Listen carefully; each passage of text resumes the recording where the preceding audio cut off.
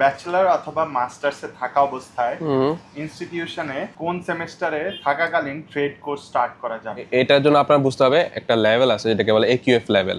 So আপনাকে AQF লেভেলটা maintain করতে হবে। আপনি যদি মাস্টার্সে আসেন আপনার AQF লেভেল হচ্ছে 9, আপনি যদি ব্যাচেলার্সে আসেন আপনার AQF লেভেল হচ্ছে 7, বাট ট্রেড কোর্স যদি করেন আপনার AQF লেভেল ডাউন হয়ে যাবে 5।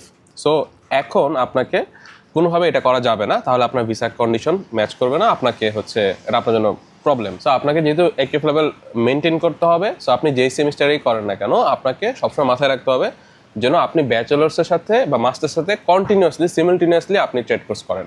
আপনি ওটাকে ছেড়ে কখনোই ব্যাচেলার্সকে ছেড়ে বা মাস্টার্সকে ছেড়ে শুধুমাত্র ট্রেড কোর্স করতে পারবেন না। কেউ যদি আপনাকে সেটা বলে যেটা করেন বা এটা আপনার জন্য ভালো হবে, দিস ইজ ফ্রড, এবং তার কাছ থেকে দূরে থাকুন, তার কাছ থেকে দূরে পালায় যান, যা ইচ্ছা করেন, বাট সেফ থাকেন এবং ভিসা কন্ডিশন সবসময় মেনটেন করবেন। বিকজ দিন শেষে এটাই আমাদের অস্ত্র আসলে। ভিসা যদি আমরা কোনো ইলিগাল কাজ করি পরবর্তীতে